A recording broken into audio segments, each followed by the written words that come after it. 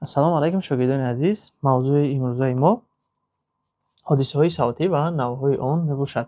Ҳодисаҳои савтиро ки ба ибораи дигар меноманд ҳодисаҳои фонетикӣ ё ин ки ҳодисаҳои овозшиносӣ.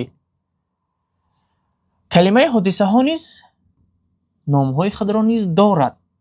ҳодисаҳо гуфта мешавад ё ин ки тағйирёбии овоз гуфта мешавад ё ин ки падидаҳои овозӣ гуфта мешавад. ҳодисаҳои ва мавзӯи мо чи аст? ҳодисаҳои савтӣ ва навъҳои он.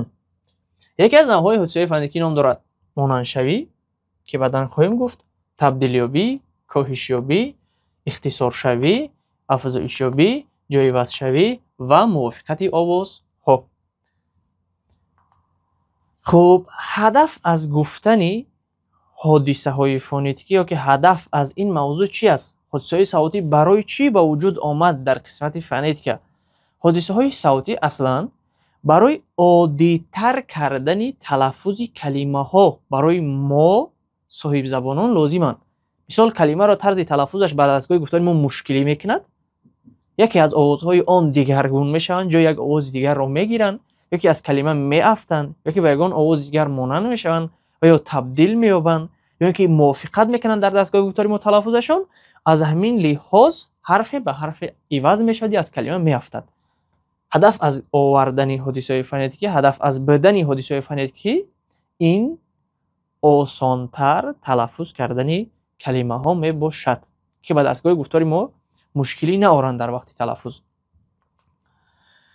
хуб, монандшавӣ. Монандшавӣ чист? монандшавиро мо вобаста ба саволҳое ки дар маркази миллии тестӣ меоянд, вобаста ба ҳамон барои шумо оддитар карда ҷудо мекунем ба гурӯҳҳо ва чӣ гуна буданашонро мефаҳмонем. мисол, ҳодисаи фонетикии монандшавӣ ҷудо мешавад ба ду гурӯҳ. мешавад монандшавии пурра, монандшавии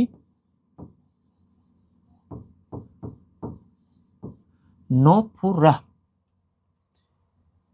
монандшавии пурра ё ки монандшавии ноқис. Нопурра яъне ноқис, нопурра. хуб, дар монандшавии пурра чӣ мушоҳида мешавад? бештарини мисолҳое ки дар маркази миллӣ дар саволҳо дар қисмати фонетика оварда мешаванд ҳамин аст ки оварда мешавад ки ивазшавии ҳамсадоҳои ҷуфтиро дар вақти талаффузи калима меноманд монандшавӣ. чӣ гуфтем яъне? ивазшавии ҳамсадоҳои ҷуфтӣ. ҳамсадоҳои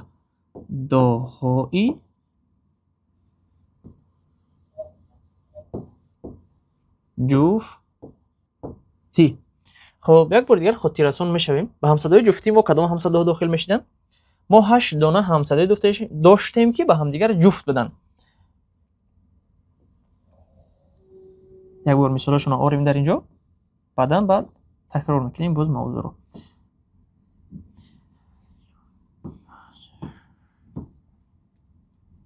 хуб, мисол мо доштем б ки ҷуфти ҳамсадоҳи б буд ҳамсадоҳи п. в ҷуфти ҳамсадоҳи в ф. ғ ҷуфти ҳамсадоҳи ғ х. г ҷуфти ҳамсадоҳи г к. ҷ ҷуфти ҳамсадоҳи ҷ ч. ж ҷуфти ҳамсадоҳи ж ш. з ҷуфти ҳамсадоҳи з с. д ҷуфти ҳамсадоҳи д т. 1 то 2 то 3 то 4 5 6 7 8. 8 ҳамсадоҳе ки ба ҳамдигар чӣ доранд? муносибати ҷуфти б бо п, в бо ф, ғ бо х, г бо к, ҷ бо ч, ж бо ш, з бо с ва д бо т. мисол, инҷо мо чӣ гуфтем? монандшавии пурра гуфтем ки ивазшавии ҳамсадоҳои ҷуфтиро дар вақти талаффузи калима чӣ меноманд? монандшавии пурра.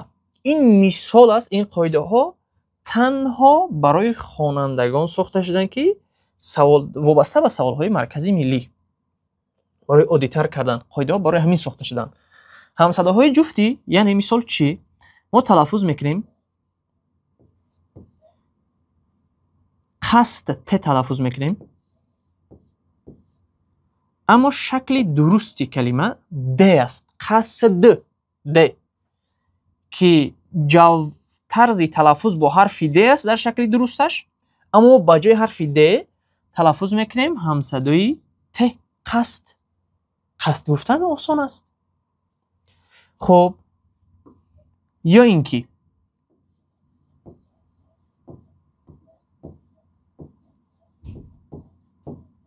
کلمه مقصد شکل درست با حرف د است املا در نوشت، اما برای آسانتر، برای عادی‌تر شدن تلفظ در دستگاه گفتاری ما این حرف د رو ت تلفظ میکنیم.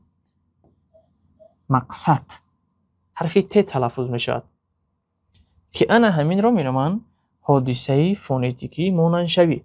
مثال هایی که در مرکز میلاد ما از همینجا براشون مثال آوردیم.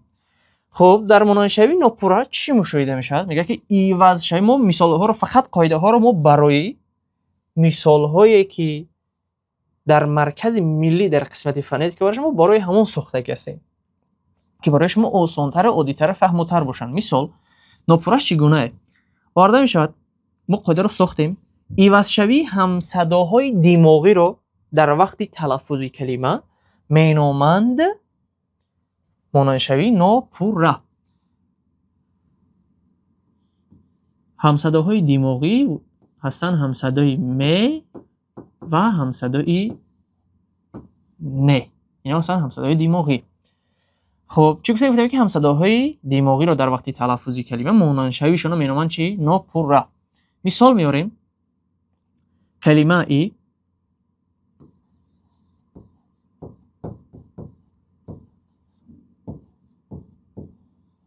تنبل. کلمه تنبل یا بار با تلفظ اهمیت دهین. اختیار بار تلفظ کنیم با حرف ان با جای حرف چی میگیم؟ حرف م میگیم، چون که حرف ن رو پیش از همصدای ب گفتن با دستگاه گفتار قینی میکنه، دشواری میآورد به دستگاه گفتاری ما. تنبل، تنبل حرف م تلفظ میکنیم. شروع کرده از روزهای هفته به مانند یک شنبه که حرف م تلفظ میکنیم یک شنبه، دوشنبه دوشنبه، سه شنبه سه شنبه، چهارشنبه چهارشنبه. حرف م تلفظ میشد به جای همصدای ان. خب این بعد مانندشوی چگونه؟ مانندشوی ناپورا. استثنا نیز دارد. مانندشوی ناپورا به خود استثنا دارد که به استثنای آن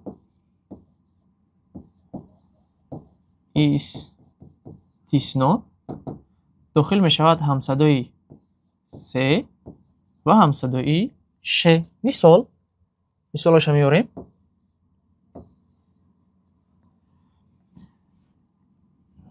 مثال شکل درستی کلمه هست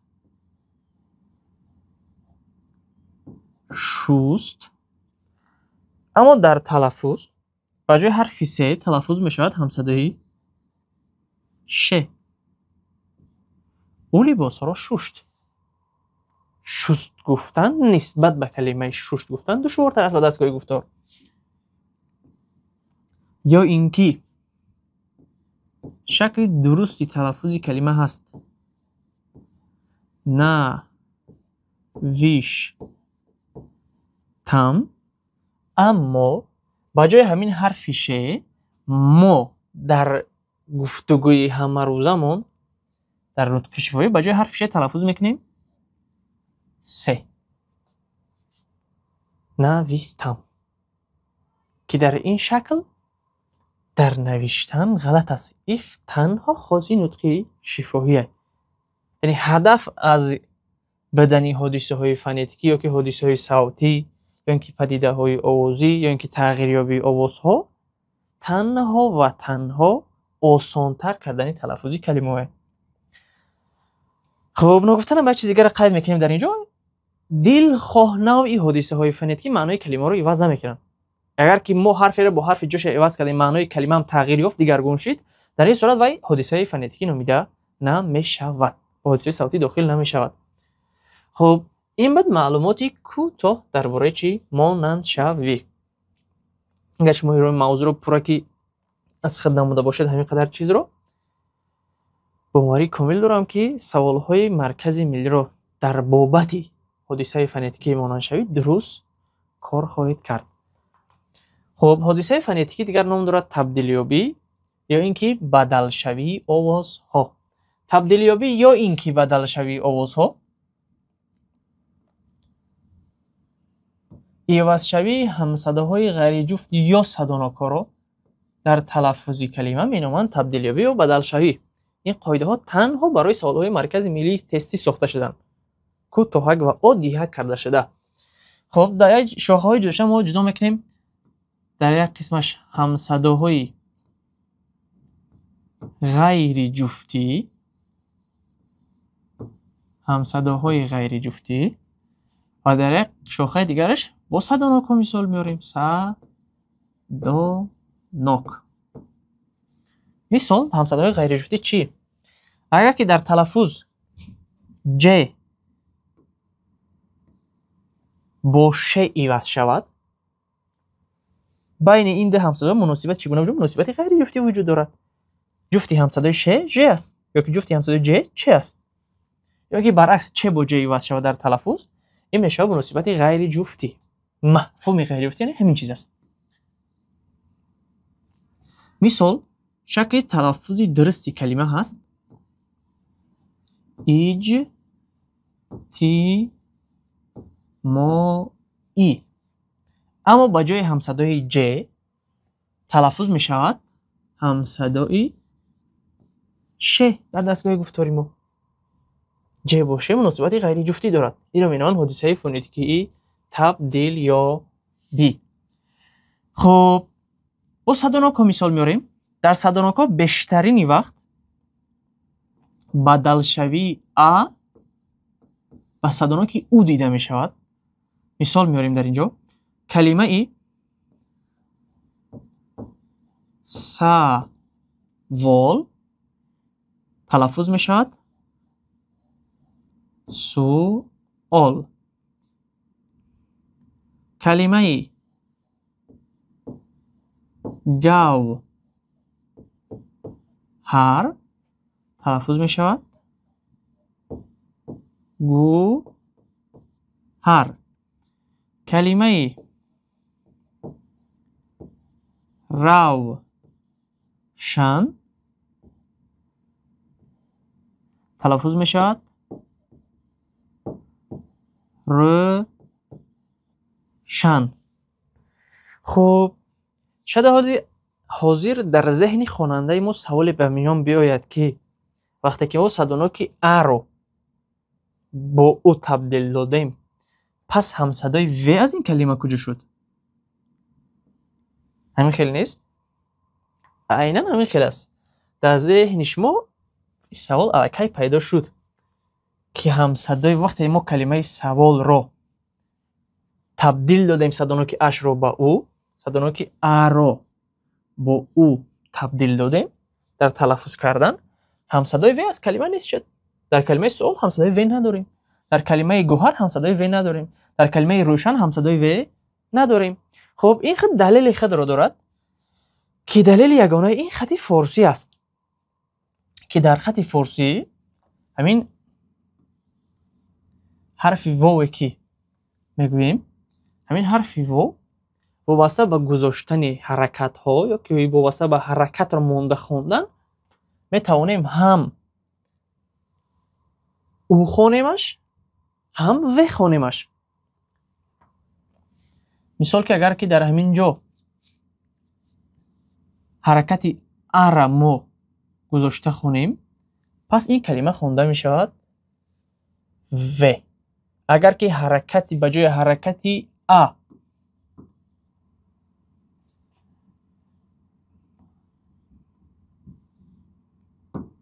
برای حرکتی ا حرکتی او رو گذاشته خونیم، در این صورت او خونده می شود. مثال میاریم. نداریم کلمه ای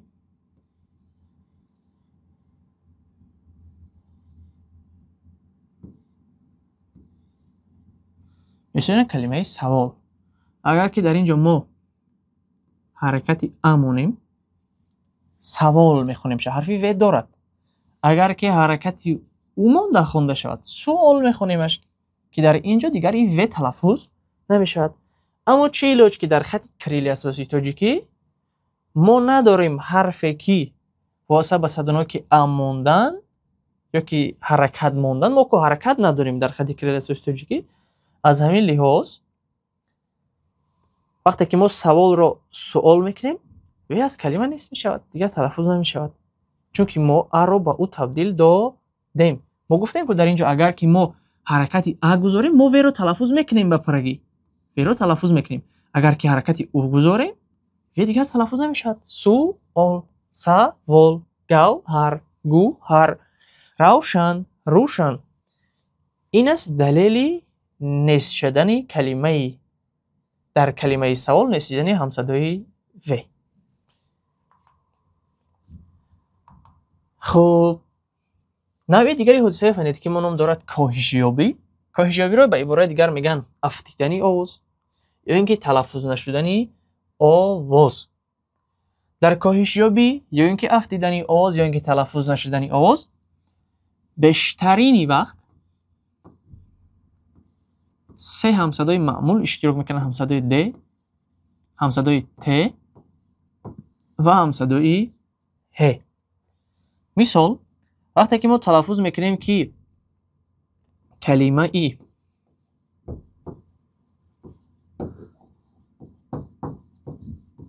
رسیدند، همین دی آخر رو گفتن به دستگاه گفتاری ما مشکل است، مشکل. از همین لحاظ ما دی آخر تلفظ نمیکنیم. آنها به مکتب رسیدن. در نطق گفتگویمون یا کمک اهمیت دید تلفظ خود رو. این چیز پوره 100% در همین قالب است، در همین شکل است. حرف دی تلفظ نمیشود. خب با ته مثال میاریم. راست کار. رفیق من پسری راستکار است. حرف ت از تلفظ افتاد، نیست شد. پسر من رفیق راستکار است. حرف ت تلفظ نمیشه. هیچ کاری هم در نطق شفاهی اهمیت نمیده که ما حرف ت رو تلفظ میکنیم یا نمیکنیم. ما در تلفظ کردن میگیم، اما در نطق خطی حتما حرف ت باید نوشته شود در کلمه. حتما کلمه راستکار. خب در بیشترین همین ها یک سوال در مرکز ملی اومده است، میگه که در کلمه مثال میارد کلمه انگشت سنگ، راستکار، حادثه افتیدنی آوازها در کدام حالت مشاهده می شود؟ مضمون سوال به همین نوع است. در کدام حالت میگه مشاهده می شود این حادثه فونتیکی؟ خب و جوابی واریانتی درست همین است که در حالتی که دو یا سه همصدا پای هم می آید. دو یا سه همصدا پای هم می آید. مثلا در کلمه رسیدن دو همصدا پای هم آمد. همصدای ن و همصدای د که در این حالت قابلیت تلفظ شدن یکی از آنها سوس شد. همصدای تلفظ نمی شود دیگر. یا که در کلمه راستکار یک، دو، سه همصدا پای هم آمد که در حالت تلفظ کردن بعد از گاهی گفتاری ما یکی از اینها رو گفتن دشوار میشد. کی نمیشه سه همصدا رو پای هم گفتن، پای در پای گفتن. از این لحاظ همصدای ت تلفظ نمیشود. پای هم آمدن سه همصدا تنها دخل داشت به حرف ت و به حرف د دخل داشت. در حرف ه این حالت مشاهده نمیشود. مثال ما اینه با کلمه با حرف ه با همصدای ه مثال اگر آوریم، مثال می نویسیم که کلمه هج ده، هی اولانه هی آخره، هی اول با پرگی تلفظ میشه، همو هی آخره با پرگی تلفظ نمیشه. 18 11 هی گفتن که 11 12 13 14 15 16 17 18 19 در تلفظ کردن ما یک اون حرف ه رو تلفظ نکردیم، هی آخره رو تلفظ نکردیم. اما از روی املا باید حرف ه باشه در آنها، در نوشتنم و در وقتی تلفظ کردنم. اما به چه علاج که گفتن حرف ه در اینجا بعد از گاهی گفتاری ما مشکلی می آورد، از همین لحاظ ما حرف ه رو تلفظ کردن نمیتونیم. عادی تر کرده تلفظ میکنیم 18 نیو 18، 19 نیو 19. خب این بعد معلومات درباره حادثه فونتیکی کاهشیابی یا اینکه افتیدنی آواز یا اینکه تلفظ نشدنی آواز با هر سه نامش سوال‌ها در مرکز ملی آماده میتوانند. خب حادثه فونتیکی دیگری ما نام دارد اختصار شوی. کلمه اختصار شوی از روی مضمون معنا با کلمه کاهشیابی، با کلمه تلفظ نشدنی آواز، با کلمه افتیدنی آواز یک هستند، اما با توسط سوال‌های مرکزی ملی فرقیت دارند. اختصار شوی اصلا خاصی نظم می باشد. خاصی نظم. نظم یعنی چی؟ ما اینجا معناش رو به طرز میبریم که شما باید فهمید، خواننده ما باید اینجا در حال درک کند. نظم گفته یعنی شعر. شما در این حالت در حال میفهمید. ما اینجا اصطلاحی ادبی شناسیش رو معرفی نمیکنیم برای شما، معنیداد نمیکنیم. ما سنکک در حال میگوییم که نظم یعنی شعر. نظم یعنی شعر. خاصی نظم اختصار شوی یعنی چگونه خاصی نظم؟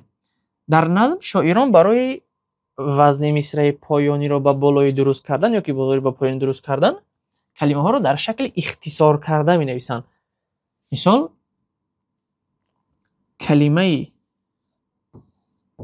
و از نوشته می شود در شکل وز. اگر ما در همین حالت به مصرع اولینی نامه مثنوی معنوی جلال‌الدین بلخی نگاه کنیم، بشنو از نی چون حکایت میکند، وز جدایی ها شکایت میکند. هم برای وزن است، هم برای سادگی و روانی و آهنگی مصرع ها را به جا آوردن. اگر ما تلفظ کنیم در شکل بشنو از نی چون حکایت میکند و از جدایی ها شکایت میکند، کمی روانی مصرع دوم نسبت به مصرع یکم گم میشود از شعر. از همین لحاظ شاید در شکل چی میاد؟ در شکل اختصاره و از جدایی ها شکایت میکند. باز داریم که مثال در شاعر کی اینای شکل پورا به خاطر آسانتر تلفظ شدن می نویسد کین، می نویسد کین. این هم اختصار شوی. یا که شکل پرش هست کی از، اما شاعر برای آسانتر عادی‌تر شدن تلفظ در کلمه میارد کز. این را مینامند اختصار شوی. این بود معلومات درباره اختصار شوی. خب حادثه فونتیکی دیگری ما نام دارد برعکس این دو حادثه فونتیکی کمی پیش گذشتیم از اون است، برعکس اون است، نام دارد افزایش یابی. یعنی افزایش یابی چی؟ زیاد شوی، علاوه شوی آوازها را در وقت تلفظ کلمه مینامند افزایش یابی. مثال خب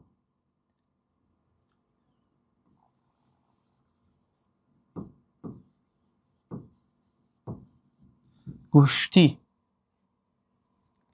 شکلی درستی بده نام ورزش هست، گوشتی یا اینکه کشتی، اما با گذشت وقت در دستگاه گفتاری ما آوازهای علاوه شدن به این کلمه.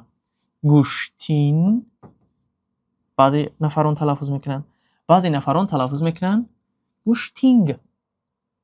الکی دو آواز علاوه شد، علاوه شوی آواز در وقت تلفظی کلمه. این رو می‌نامند افزایش یابی. خب یا اینکه مرد کار، کلمه مرد کار در همین شکل نوشته می شود و املاش هم همین گونه از شکلی درستش، اما در وقت تلفظ کردن در این شکل گفتن قین است، به دستگاه گفتار مشکلی میاره. و از همین لحاظ ما در این علاوه میکنیم آوازی ای، یعنی صدانا که ای علاوه میشود. مردی کار یا با مانند همین هست کلمه پیر زن، در بین این درشه علاوه میشود آوازی ا. پیرزن تلفظش روان‌تر شد، ساده‌تر شد، آسان‌تر شد. این رو می‌نامند حادثه فونتیکی افزایش یابی. کجا چی گفتیم؟ ایلاوه شوی آواز را در وقت تلفظ کلمه چی می‌نامند؟ افزایش یابی. و گفتن همون که شکل درست این کلمه ها واسه به املا همین حرف ای درست در املاش باید نباشه، در نوشتن. مرد کار شکل درستش همین، پیر زن شکل درستش همین، پیرزن نه. خب حادثه فونتیکی دیگری که ما در اینجا داریم نام دارد حادثه فونتیکی جای عوض شوی که به عبارت دیگر این نوع حادثه فونتیکی را می‌نامند متاتزه. عوض شوی همصداهای پهلویی را در وقت تلفظ کلمه می‌نامند جای عوض شوی. مثال تلفظ می‌شود که کلمه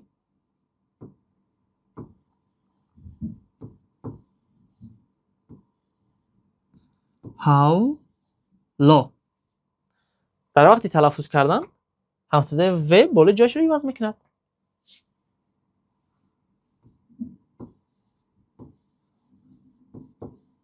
حل و یا اینکه کلمه نظر ز بالا جایش عوض می‌کند در وقت تلفظ می‌شود نرز. شکل درستی تلفظ این کلمه هست نظر. خب یا اینکه در یا و در وقت تلفظ کردن ما چی تلفظ میکنیم در این رو؟ دای را.